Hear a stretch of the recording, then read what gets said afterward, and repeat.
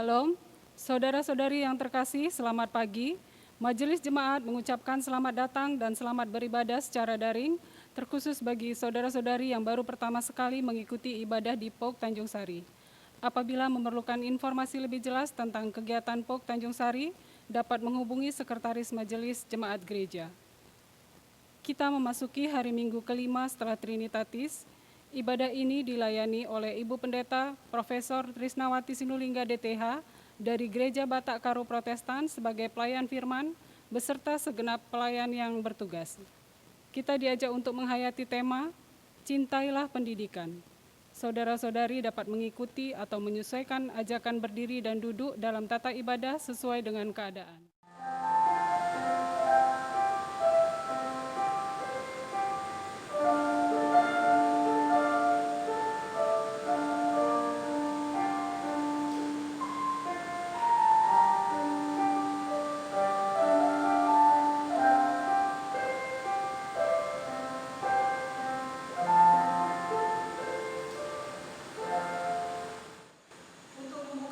Kita pada pagi hari ini kita angkat pujian dari Kidung Jemaat nomor 17, Tuhan Allah hadir pada saat ini.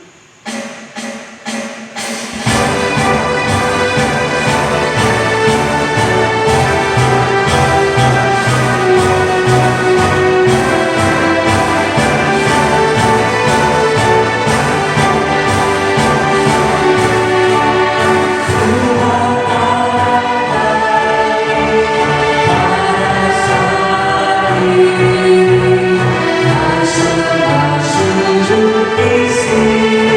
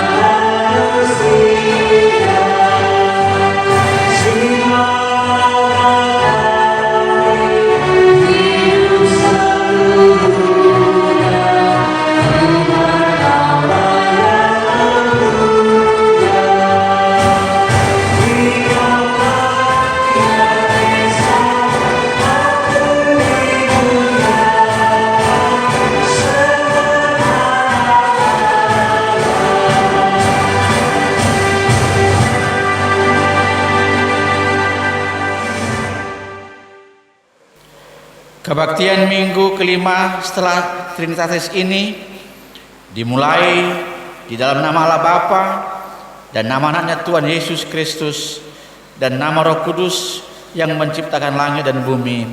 Amin. Firman Tuhan itu benar, segala sesuatu dikerjakannya dengan kesetiaan. Ia senang kepada keadilan dan hukum, bumi penuh dengan kasih setia Tuhan. Haleluya.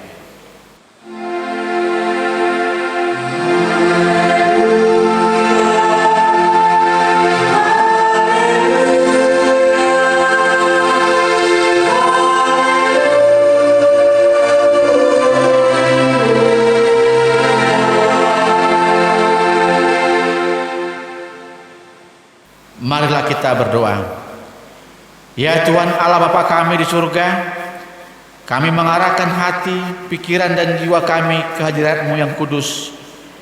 Kami mohon Engkau kiranya menyambut kerinduan kami untuk bersekutu dengan-Mu, dan kiranya Engkau berkenan menyucikan kami dengan Roh-Mu, agar kami layak menghampiri hadirat-Mu yang penuh kesucian dan kemuliaan di dalam damai dan sukacita. Layakkanlah kami ya Tuhan untuk menyebut nama-Mu, karena pada hari ini kami rindu mendengar pengajaran-Mu. Urapilah kami seluruhnya dan juga para hamba-Mu yang Engkau pilih melayan kebaktian pada hari ini. Penuhilah bejana hati kami dengan berkat-berkat rohani dari-Mu. Bukalah telinga dan hati kami, supaya kami dengan sukacita mendengarkan firman-Mu yang kudus, dan kami menghayatinya di dalam hati kami serta penuh pengharapan berdoa kepadamu di dalam nama anak-Mu Tuhan Yesus Kristus Tuhan kami. Amin. Sebelum mendengarkan amanat hidup baru, kembali kita angkat pujian dari Kirim Jemaat nomor 402 Ketulusan Yerusalem.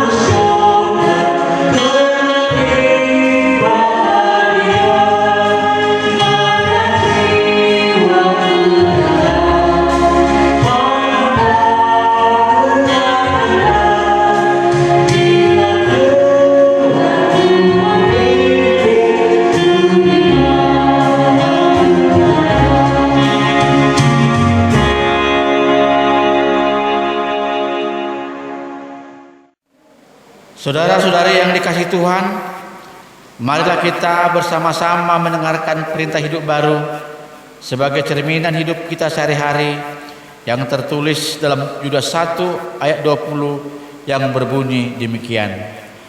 Akan tetapi kamu, saudara-saudaraku yang kekasih, bangunlah dirimu sendiri di atas dasar imanmu yang paling suci dan berdoalah dalam Roh Kudus. Kiranya Roh Kudus menolong kita mewujudkan kemuliaan Allah dalam hidup kita di tengah-tengah masyarakat dan di seluruh dunia. Marilah kita sama-sama memohon. Ya Tuhan Allah, kuatkanlah kami untuk mampu melakukan firman-Mu. Amin. Sebelum pengakuan dosa, kembali kita bernyanyi dari Kirim Jemaat nomor 33, Suaramu Kudengar.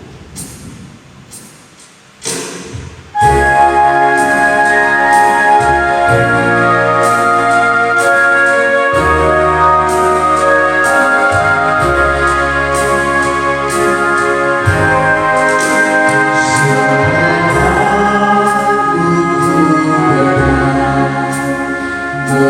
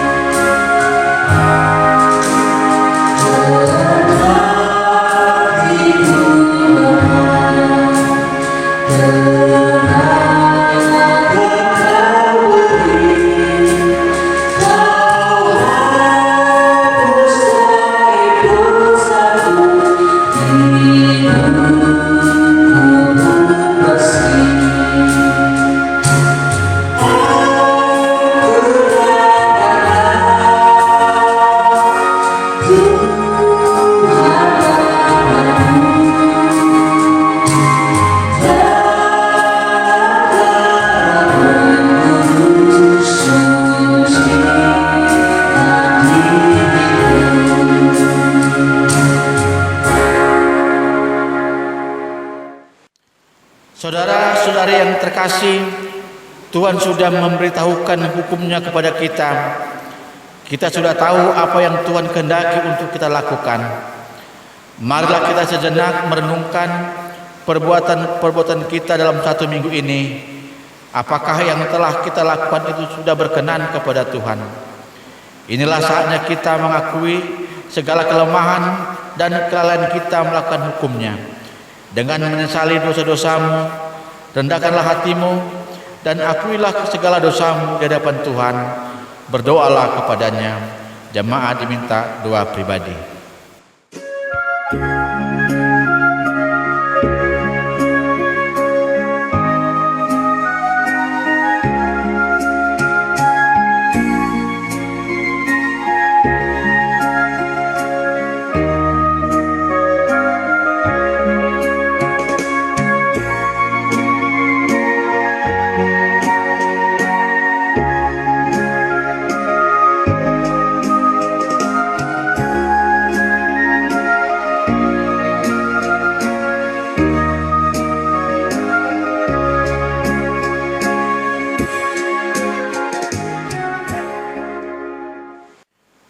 Saudara-saudari yang telah mengaku dosanya, ingatlah bahwa Tuhan menyambut setiap orang yang jujur mengaku dosa-dosanya. Dengarkanlah firman Tuhan yang menjanjikan keampunan dosa. Hanya sesaat lamanya aku meninggalkan engkau, tetapi karena kasih sayang yang besar, aku mengambil engkau kembali. Dalam murka yang meluap, aku telah menyembunyikan wajahku terhadap engkau sesaat lamanya. Tetapi dalam kasih setia abadi, aku telah mengasihi engkau, firman Tuhan penebusmu. Mengandalkan anugerah dan kasih-Nya, maka saat ini juga dosa kita telah diampuni. Sampulah Yesus, tinggalkanlah cara hidupmu yang lama, kejarlah apa yang baik, lakukanlah kehendak Tuhan dan kasihilah sesamamu. Syukur kepada Tuhan. Amin.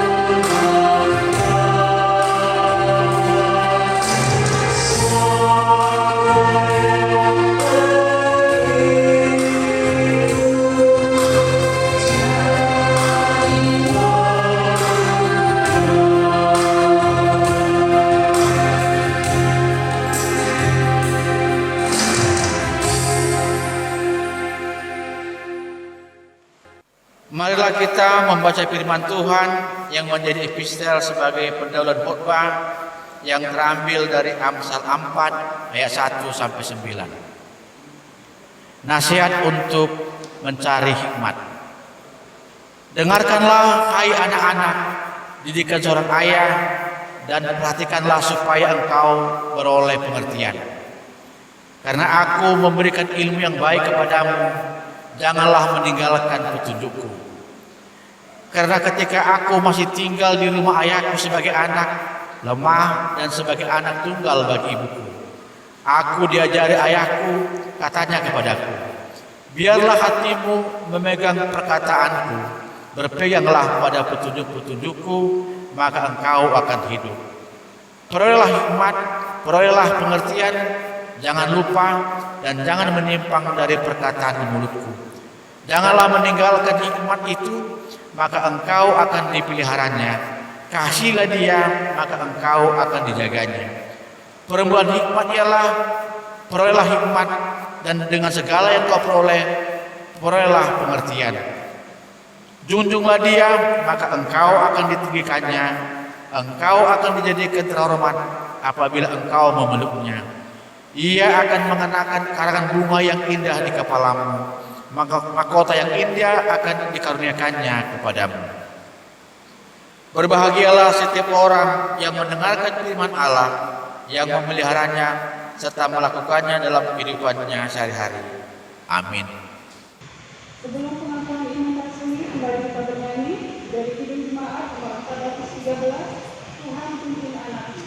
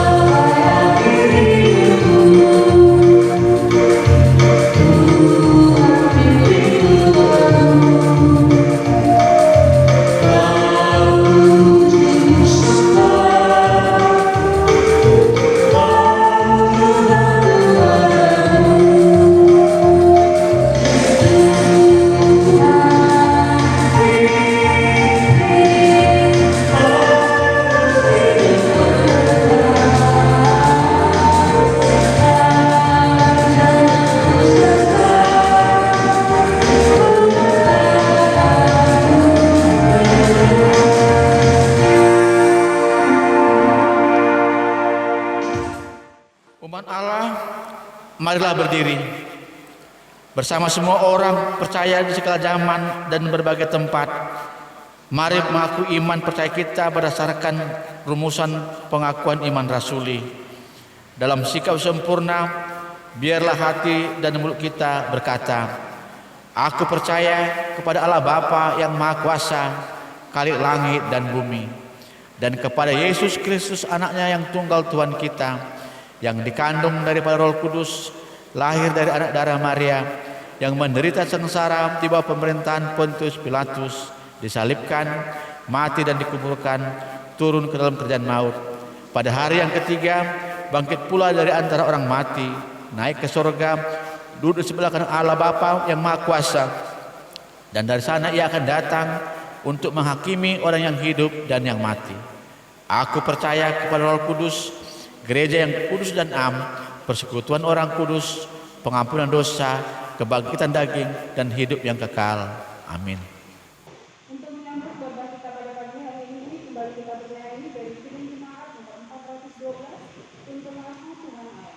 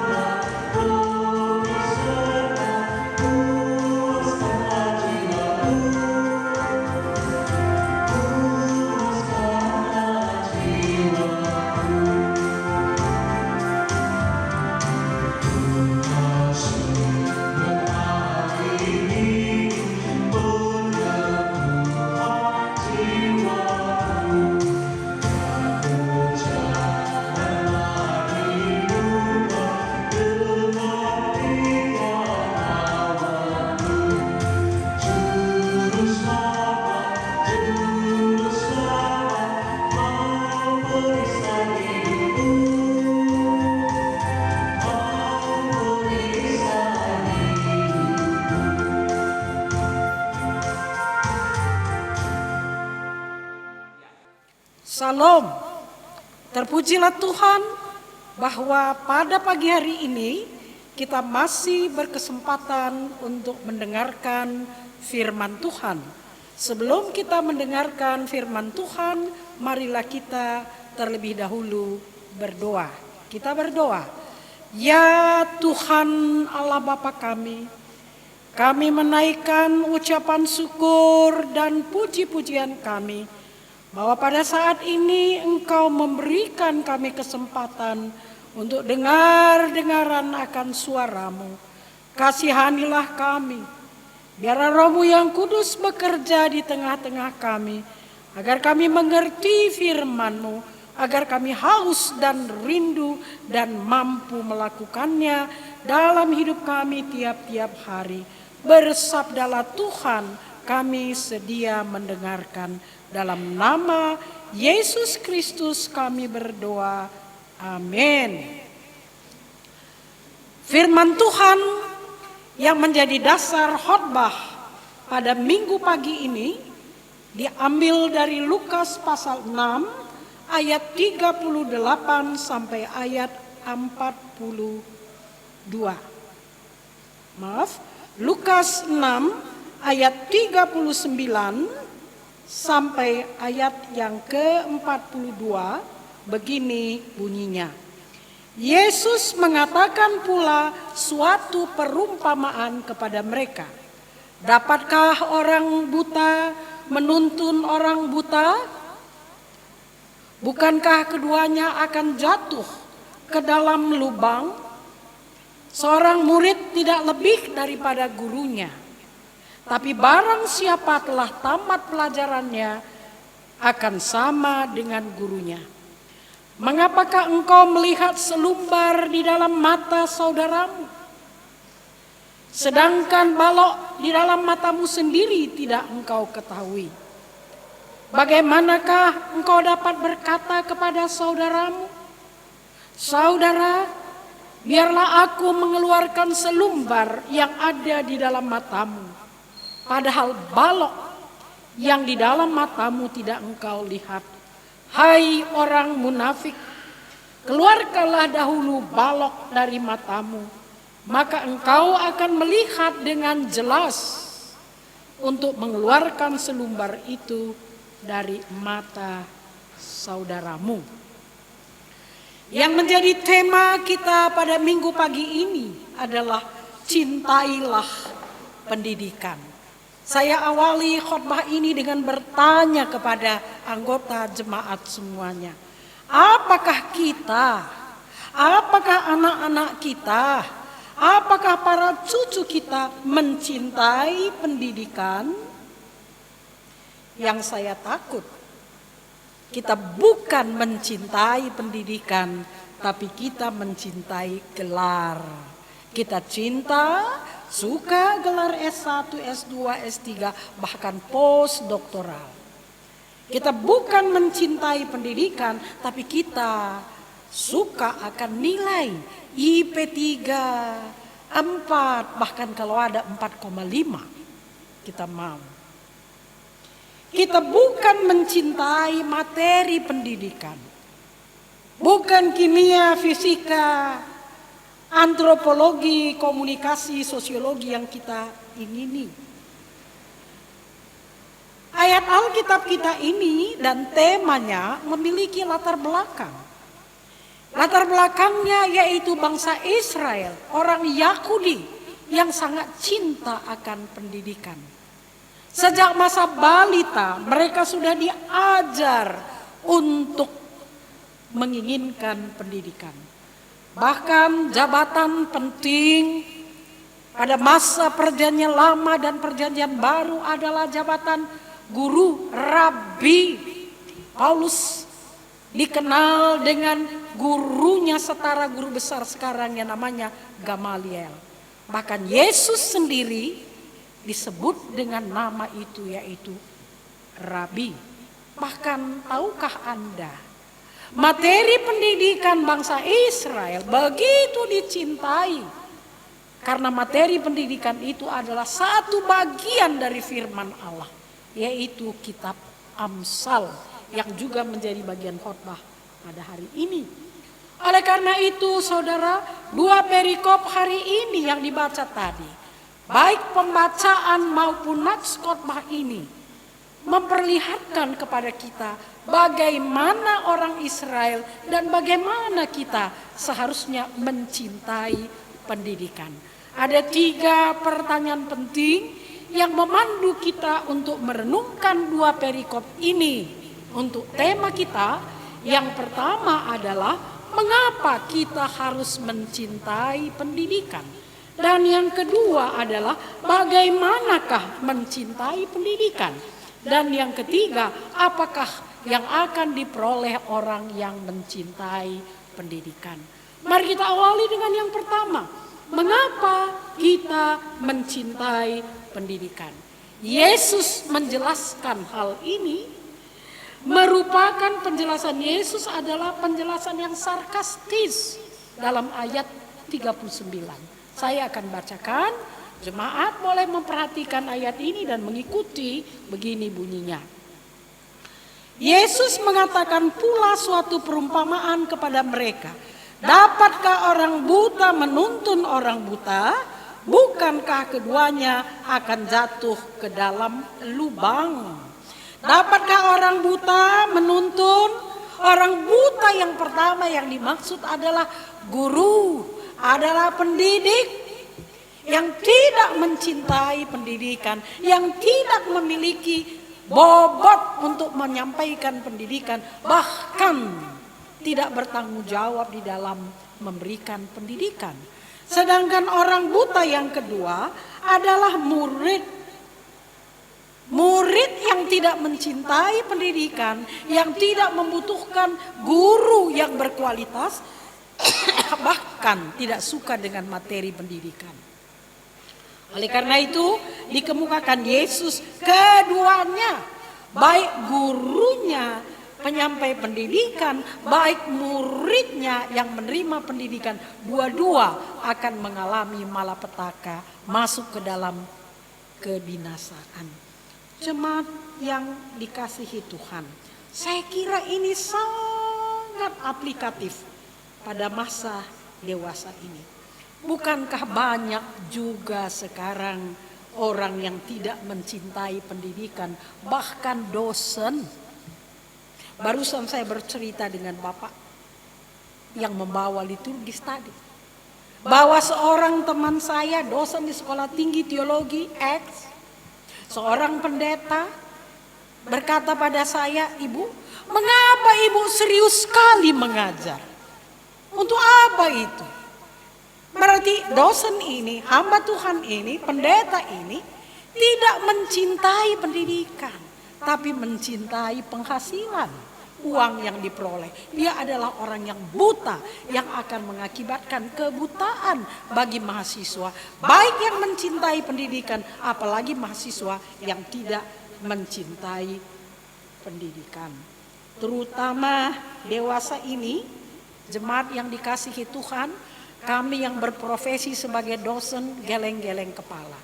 Sejak minggu kedua bulan Maret yang lalu, rektor mengumumkan berlakunya kuliah daring.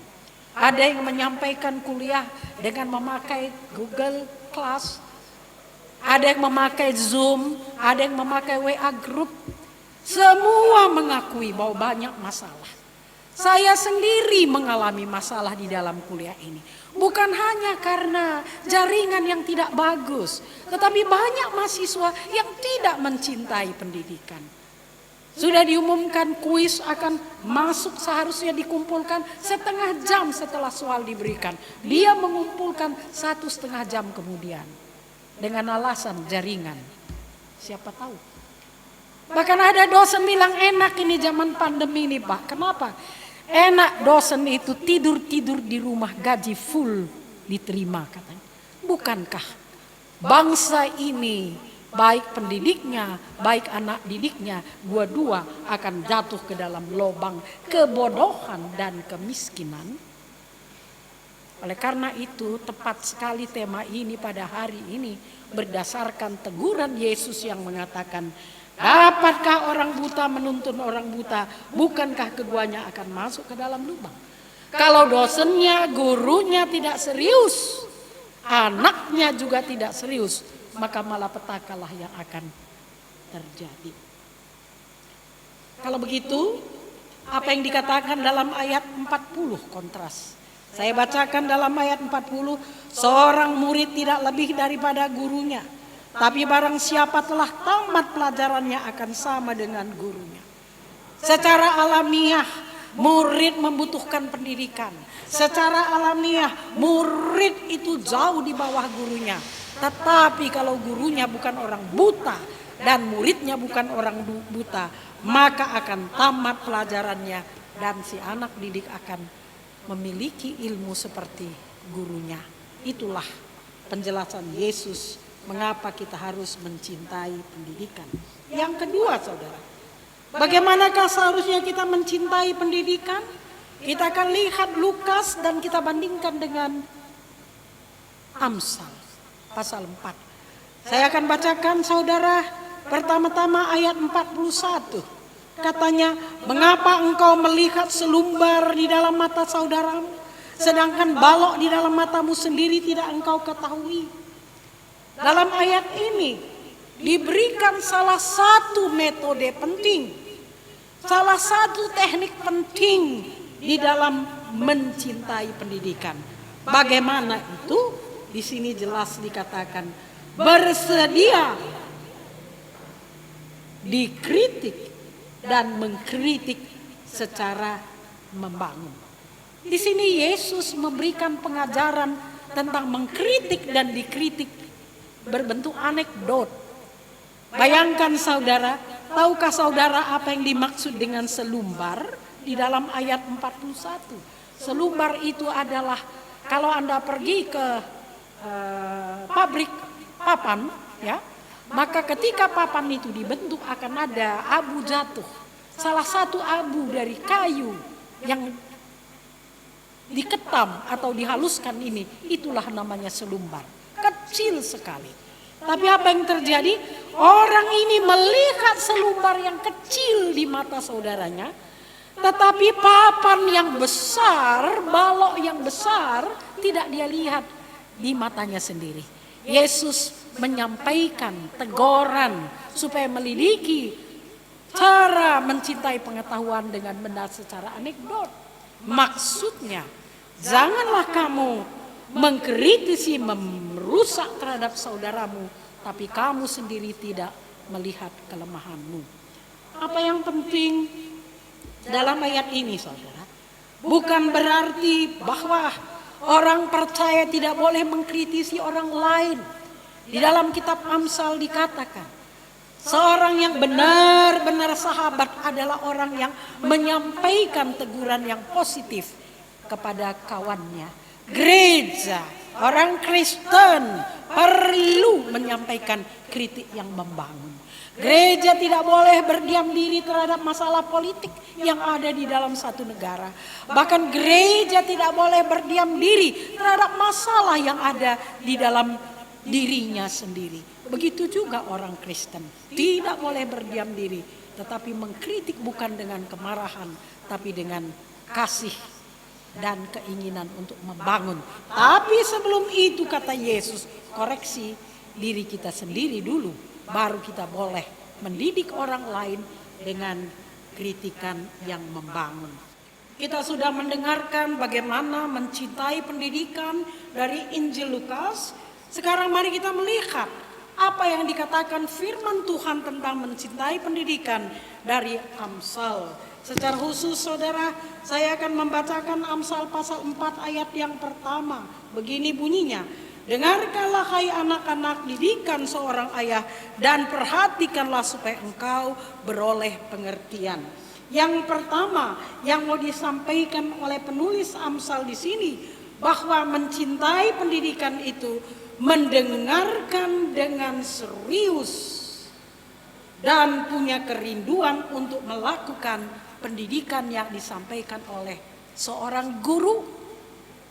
Bisa jadi jemaat bertanya kepada saya, Ibu Pendeta, Di dalam ayat 1 tidak ada dikatakan tentang kata guru.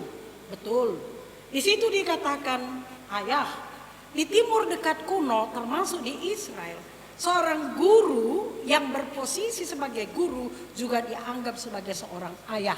Oleh karena itu biasa sekali seorang guru menyebut dirinya ayah. Bukan hanya seorang tua menyebut dirinya ayah. Oleh karena itu di sini yang dimaksud mencintai pendidikan, bagaimana seseorang itu perlu dengan serius memasang telinga, tidak sepele, bahkan bertekad untuk melakukan apa yang diajarkan oleh gurunya. Dan bukan hanya serius mendengarkan, memperhatikan untuk melakukan yang diajarkan oleh gurunya, tetapi juga serius mendengarkan pendidikan orang tuanya, pendidikan keluarga di rumah untuk dilakukan. Ini dikatakan di dalam ayat yang ketiga dan keempat.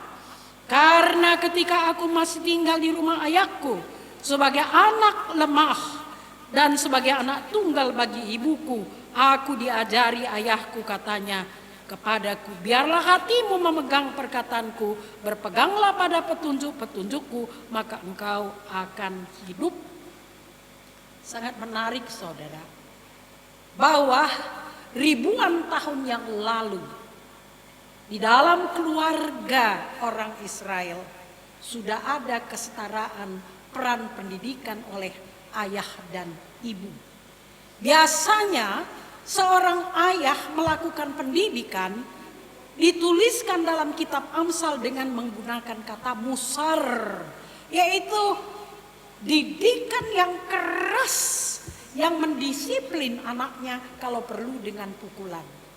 Sedangkan didikan yang disampaikan oleh seorang ibu biasanya dalam kitab Amsal memakai kata Torah, yaitu pengajaran yang lemah lembut. Nampak di sini bagaimana orang tua menyampaikan pendidikan dengan saling melengkapi. Bapa tegas keras, ibu lembut hangat mengasihi. Jemaat yang dikasihi Tuhan, orang yang mencintai pendidikan tidak hanya serius dalam pendidikan di sekolah, tapi juga serius dalam pendidikan di rumah. Ini penting bagi kita orang tua, terutama dalam perkuliahan daring sekarang. Kami para dosen kelabakan, apalagi kalau mahasiswa sudah mengatakan tidak ada sinyal di sini Pak, jangan pakai Zoom. Tidak ada sinyal di sini Bu, jangan pakai Google. Jadi pakai apa? Pakai WA group. Bagaimana dosen tahu bahwa mahasiswa itu di situ? Dia mengisi absen, sesudah itu dia bisa pergi entah kemana-mana. Kalau tidak ikut orang tuanya membantu, mendukung pendidikan dari rumah. Saya punya anak perempuan, cucu saya sekolah di sekolah internasional di salah satu lokasi. Ibunya lebih repot mendampingi anaknya sesudah kuliah sekolah daring. Kenapa? Anak-anak kelas 4, kelas 5, kelas 3, ketika ada arahan dari gurunya, dari sekolah, anak-anak itu bisa lari ke kamar tidur, membaca cerita atau bermain games.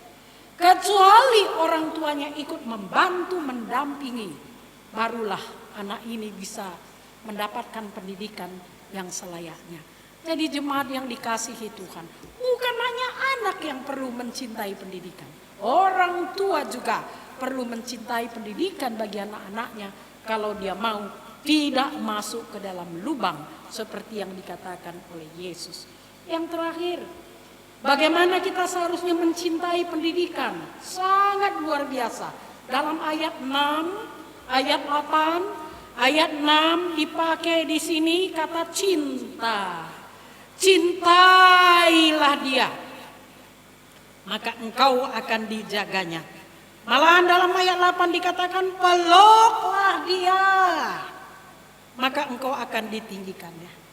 Di sini dengan tegas mendukung tema kita, bahwa kita tidak hanya sekedar membutuhkan pendidikan, tapi seharusnya kalau kita mau berhasil dalam hidup kita, kita harusnya mencintai pendidikan. Kalau saya boleh tanya orang muda yang di rumah, yang masih pacaran, bagaimana Anda mencintai kekasih Anda? Refleksi cinta itu bagaimana? Selalu rindu akan dia, selalu ada dia di mataku. Ketika aku melihat kaca ada dia, ketika aku sikat gigi ada dia, ketika aku mandi ada dia, selalu ada dia, selalu rindu bertemu dia, selalu mau berserak sama dia, bahkan kalau boleh memeluk dia. Apakah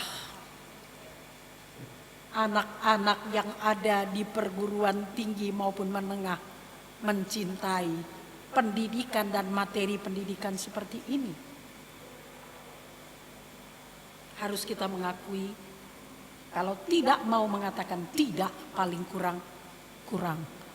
Saya mau menyampaikan, sekarang kebetulan saya membimbing 3 orang.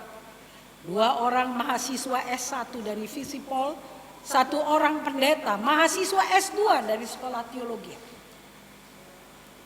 2 mahasiswa bimbingan saya bilang, "Bu, saya mau selesai. Saya mau ikut wisuda segera, Bu," katanya. 1 lagi pendeta bilang, "Bu, saya ini sudah habis waktunya. Bulan ini kalau saya tidak submit saya akan gagal." Saya tanya, "Di mana kau selama ini?"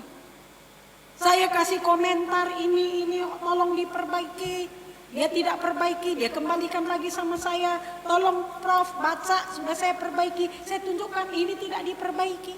Dia bilang, "Tolonglah Prof, sudah habis kemampuan saya." Sebenarnya dia ini mencintai pendidikan atau mencintai kelulusan?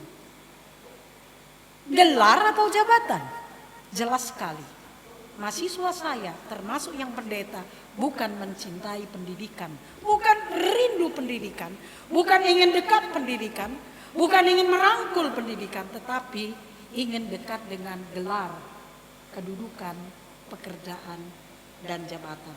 Kalau demikian, tidak heran kita akan masuk ke dalam lubang. Orang buta membawa orang buta, akibatnya keduanya akan masuk ke dalam lubang.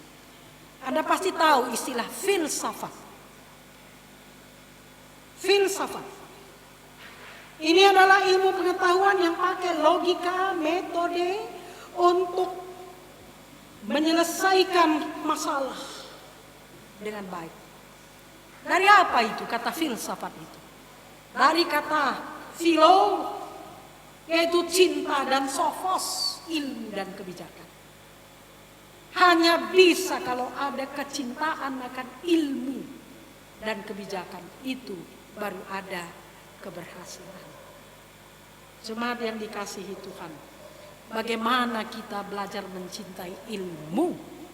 Bagaimana kita mengajak keluarga kita juga mencintai ilmu, bukan hanya gelar. Tadi Bapak yang bawa liturgi kasih kesaksian, katanya seorang dosen ya, dia itu mengajari anak didiknya dokter, tidak seharusnya dibuat lulus, tapi anak didiknya ini mau cepat lulus. Anak didiknya memberi sesuatu, maka anak didiknya lulus menjadi dokter.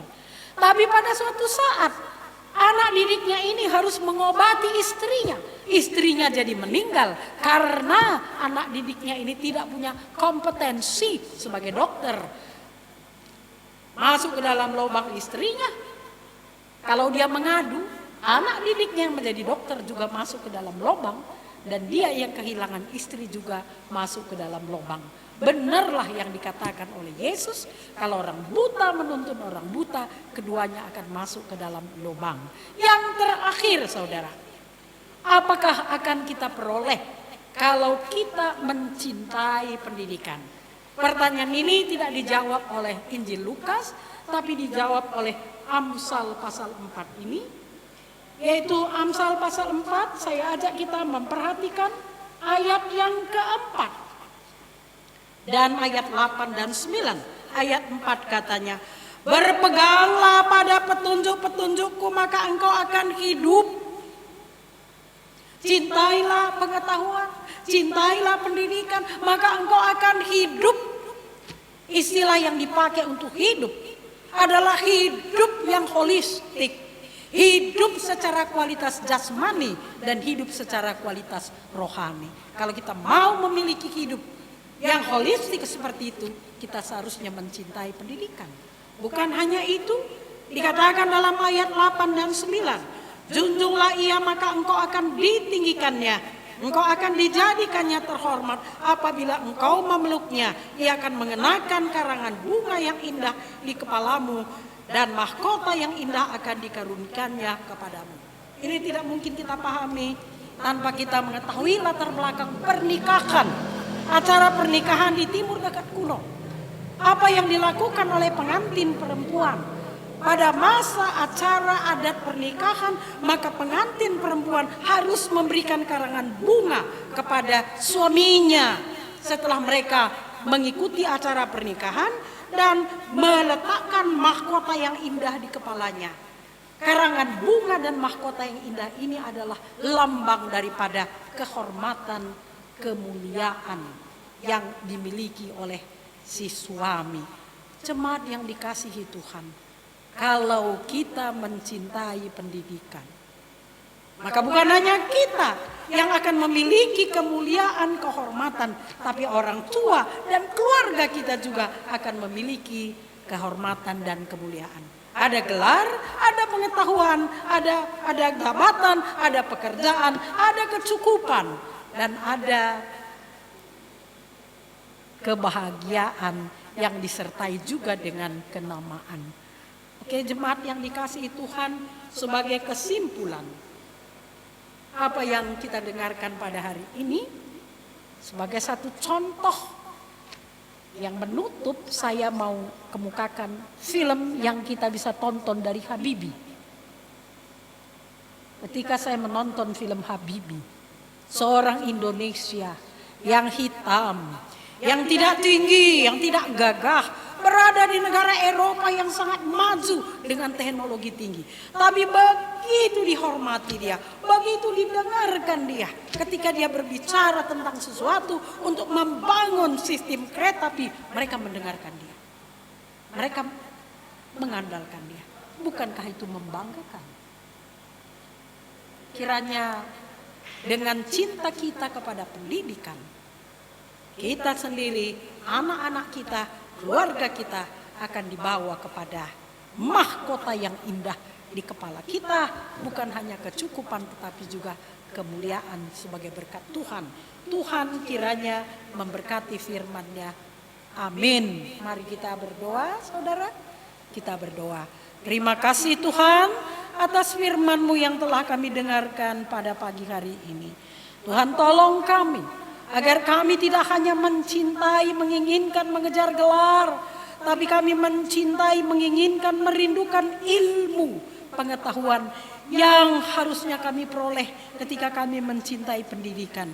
Karena ilmu pengetahuan inilah yang kami butuhkan untuk pelayanan kami, untuk kebutuhan hidup kami dan keluarga kami, bahkan dalam hidup kami sehari-hari. Meteraikan firman-Mu dalam hati kami Tuhan, supaya kami selalu ingat dan berpedoman padanya seumur hidup kami. Dengar doa kami Tuhan. Di dalam nama Yesus Kristus kami juga tidak lupa mendoakan situasi negara ini yang berada dalam pandemi yang begitu berkepanjangan.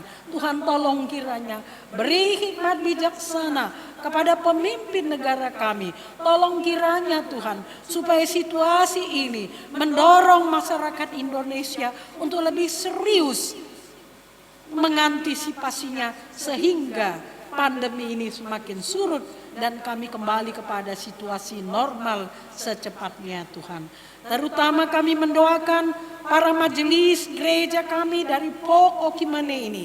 Berilah mereka hikmat bijaksana Tuhan, agar dalam situasi yang serba sulit ini mereka tetap dapat mempertahankan ibadah, mempertahankan agar supaya jemaat boleh mengingat Engkau, datang kepadamu, mendengarkan firman-Mu dan memuji nama-Mu. Ya Tuhan, kami juga berdoa bagi anggota masyarakat Indonesia yang terkena, terpapar oleh COVID-19. Tuhan tolong ulurkan tangan-Mu, berikan mereka kesehatan Tuhan. Tuhan tolong Engkau ulurkan tangan-Mu, sehingga para dokter, perawat tahu bagaimana menanganinya. Juga lindungi mereka, berikan mereka kekuatan dan kesehatan ya Tuhan.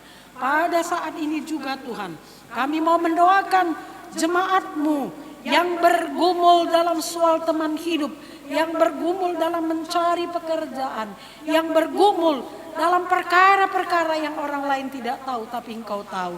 Tolong mereka Tuhan, biarlah kiranya pengharapan mereka kepadamu tidak pernah dikecewakan. Tuhan, kami tidak lupa berdoa bagi gereja-Mu di seluruh dunia, termasuk yang di Indonesia ini. Dalam situasi seperti ini, tolong kiranya Tuhan agar gereja-Mu mampu menghadapi tantangan ini, tetap berdiri tegak sebagai saksi-Mu dan untuk kemuliaan nama-Mu. Tuhan, terima kasih Tuhan, masih banyak yang ingin kami doakan, tapi Engkau tahu yang paling baik. Oleh karena itu kami menyerahkan doa ini dan kami datang kepadamu di dalam nama Yesus Kristus, Tuhan dan Juru Selamat kami yang hidup. Amin.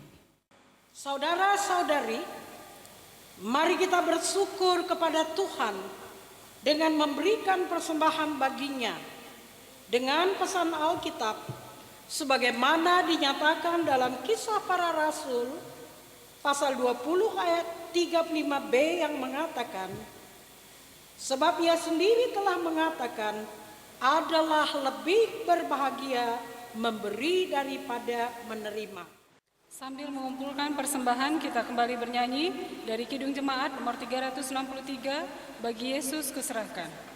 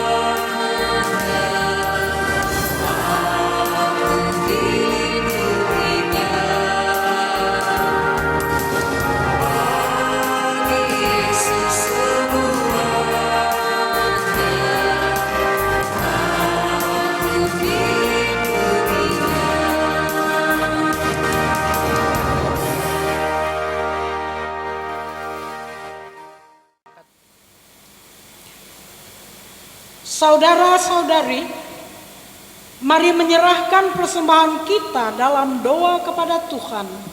Kita berdoa, ya Tuhan, kasih-Mu setinggi langit dan setia-Mu sampai ke awan-awan. Seluruh hidup kami dipenuhi dengan kasih-Mu dan melimpah. Dengan berkat-Mu, kepadamu kami serahkan persembahan ini sebagai tanda setia kami untuk selalu hidup dalam kasih-Mu. Terpujilah Engkau selama-lamanya. Amin. Betapa hatiku berterima kasih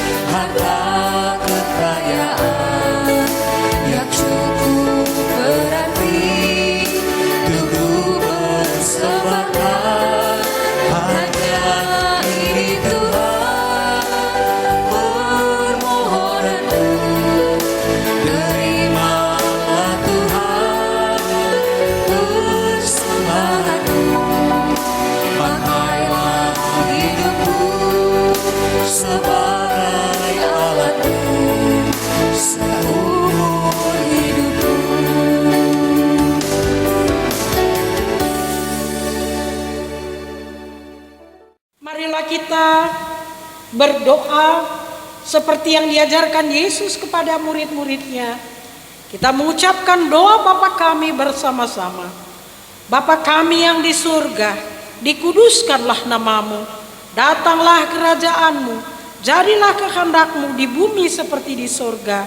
Berikanlah kami pada hari ini makanan kami yang secukupnya, dan ampunilah kami akan kesalahan kami seperti kami juga mengampuni orang yang bersalah kepada kami. Dan janganlah membawa kami ke dalam pencobaan, tapi lepaskanlah kami daripada yang jahat. Karena Engkaulah yang punya kerajaan dan kuasa dan kemuliaan sampai selama-lamanya. Amin. Jemaat Tuhan, pergilah dengan damai sejahtera untuk meneruskan pelayanan Tuhan melalui keluarga, persekutuan, dan aktivitas saudara sehari-hari. Tuhan memberkati engkau dan melindungi engkau. Tuhan menyinari engkau dengan wajah-Nya dan memberi engkau kasih karunia. Tuhan menghadapkan wajah-Nya kepadamu dan memberi engkau damai sejahtera. Amin.